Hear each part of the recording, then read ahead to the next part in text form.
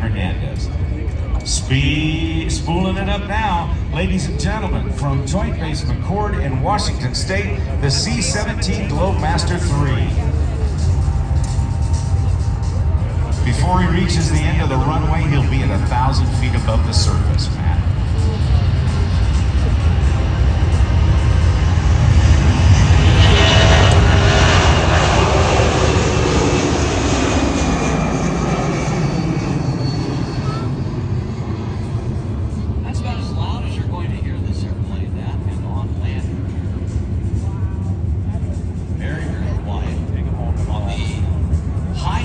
Run-in that we're about to see, I'm telling you, you just have to put yourself down there on the ground.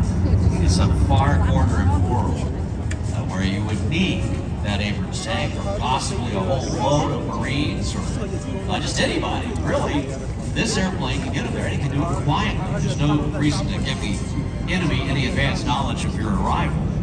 Very true. They'll know when you land.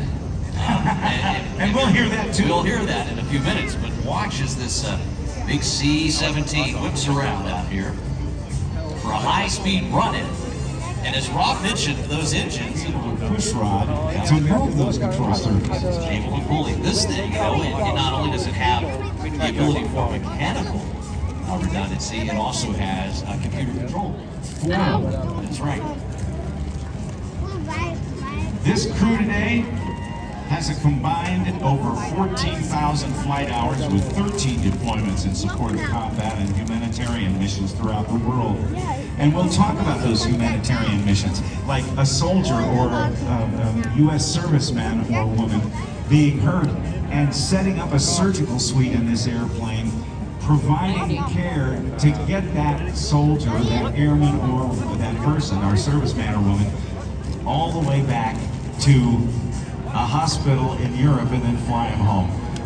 Maximum speed of this airplane is 515 miles an hour coming through at over 350 miles an hour wind.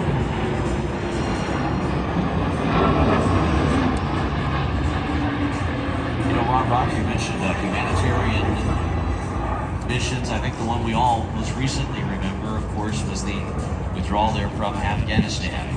This very aircraft type was front and center geometry of the wing. It actually increases the lift.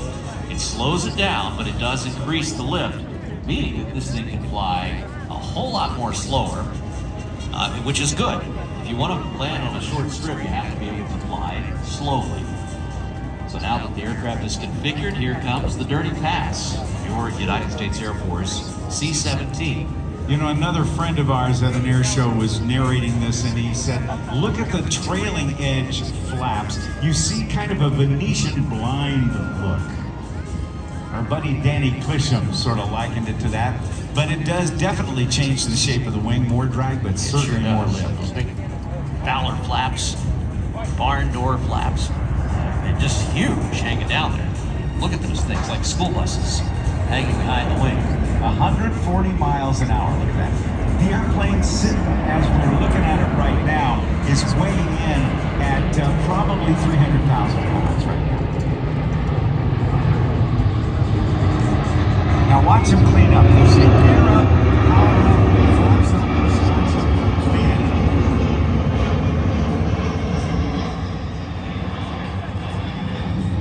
It is maneuverable too, isn't it? It sure is. We're going to see a little bit of that maneuverability right now in this repositioning turn. And then Rob, on their next run, 169 feet 10 inches. It's 174 feet long. It's 55 feet from the bottom of the tires to the top of the tail, and the tail's so big if you need to have a guy climb up inside that tail to do service work, that man or woman can do so. But as it comes by, it'll start its turn, but Matt, what's on the end of the wings? Yeah, those big winglets right there, they're about 9 feet tall. So think about this in terms of your living room, from floor to ceiling. Those big winglets out there on the edge of the wing, they actually increase the fuel efficiency and help out with the maneuverability just a little bit, keeping that air right over the wing where it belongs. Reducing the wingtip vortices and has the development of the winglet has just saved billions of dollars in fuel costs over with the airplanes that it's been Oh yeah, installed absolutely. on. Especially when we see it over transatlantic and transoceanic flights. When you're way up there in high altitudes, cruising, just like these aircraft are designed to do, it really, really helps. Now you can see the whole city block moving through in the sky. About 225 of these are being flown by the United States Air Force, and another 50 or so by other air arms around the world. I think Canada, the Royal Canadian Air Force, has 3 of them. Yeah, Qatar has them as well. They have a whole wing. And again, as big as it is, only 3 crew members necessary to make it work because of a very advanced cockpit and also a very advanced offload and onload capability. That's right. Now, Rob Ryder, the most impressive part of this airplane, as we talked about earlier, is its ability to fly into these far off, distant places, landing. Let's watch now and just imagine. And it's not hard to do here with the mountains and the high desert back here. Look off into the sun there, and off to the left, you'll see the C-17 setting up here for its final approach. And as it does, you see the landing lights on. The moment they hit the ground, they're going to hit the thrust reversers. If you've been on an airliner, you've felt the rapid deceleration that happens. You get to see it from the outside now. On the engine nacelles, you will see panels open up just behind the front part of the nacelle, where they will reverse the thrust of the engine. Instead of having the gases going out back, they reverse it going forward, and it'll be a big wind brake to help slow it down very rapidly. Ladies and gentlemen, from Joint Base McChord in Washington, this is the Globemaster III, the Moose, and the tactical landing. And this, watch the panels. This is about as much noise as this airplane is ever going to make.